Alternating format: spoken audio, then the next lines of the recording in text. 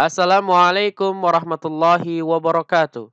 Alhamdulillahilladzi arsala rasulahu bil huda wa dinil haq liyudhhirahu 'alad dini kulli wa kafa billahi syahida. Amma ba'd. Allahumma zidni ilman warzuqni fahman. Amin Allahumma amin. Alhamdulillah, hari ini kita dapat melanjutkan pelajaran. Pelajaran hari ini adalah sejarah kebudayaan Islam.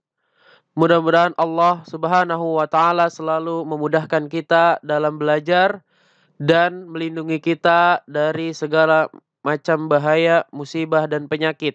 Amin Allahumma amin. Kita mulai pelajaran sejarah kebudayaan Islam. Bapak minta kepada anak-anakku sekalian untuk menyiapkan buku sejarah kebudayaan Islam dan alat tulisnya. Baik, Bapak mulai pelajaran sejarah kebudayaan Islam. Hari ini kita belajar pada bagian F di pelajaran kedua halaman 55 tentang tulang yang dapat berbicara. Suatu kisah itu terjadi ketika perang Khaybar. Jadi kaum muslimin menyerang kaum Khaybar, menyerang benteng Khaybar. Khaybar ini adalah salah satu suku Yahudi pada waktu itu yang tidak menerima dakwah Islam dan kaum muslimin memerangi mereka karena mereka menentang kepada Islam. Benteng Khaybar telah dikuasai, banyak harta rampasan dan tawanan yang diperoleh kaum muslimin. Seorang wanita bernama Zainab binti Al-Haris, yaitu istri Salam bin Mishkam. Nah, ini perlu digarisbawahi. Wanita ini seorang wanita yang bernama Zainab binti Al-Haris. Kita garis bawahi.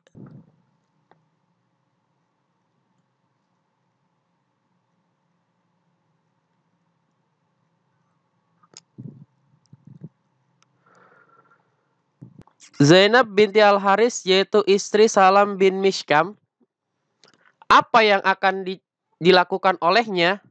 Perempuan ini datang menemui Rasulullah Shallallahu Alaihi Wasallam dengan membawa sepotong daging domba yang sebelumnya sudah dibubuhi racun. Dibubuhi itu ditaburi racun atau dimasukkannya racun ke dalam daging tersebut. Sebelumnya Zainab pernah menanyakan daging domba bagian mana yang paling disukai oleh Rasulullah Shallallahu Alaihi Wasallam. Setelah ia mengetahui bahwa Rasulullah menyukai bagian paha.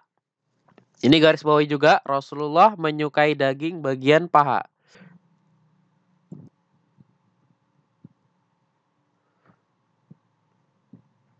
Ia membubuhi racun yang banyak pada bagian itu.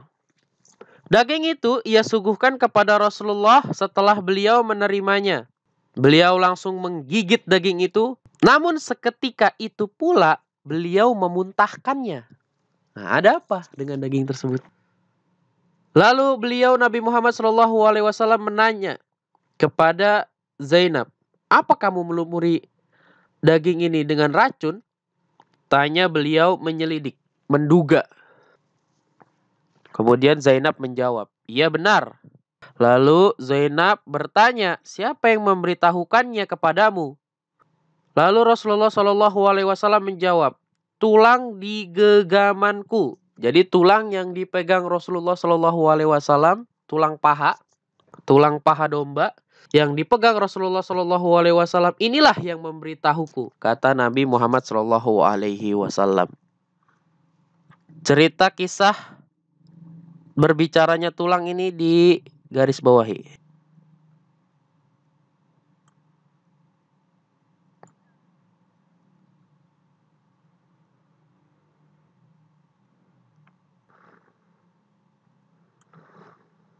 Kemudian kita lanjut halaman 56. Iya, aku memang membubuhi racun, kata Zainab mengulangi pengakuannya. Jadi Zainab mengaku dengan menguatkan pengakuannya, benar dia yang membubuhi racun.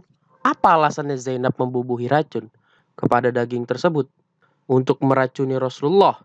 Dengan begitu Rasulullah SAW bertanya, mengapa engkau berani melakukan hal itu?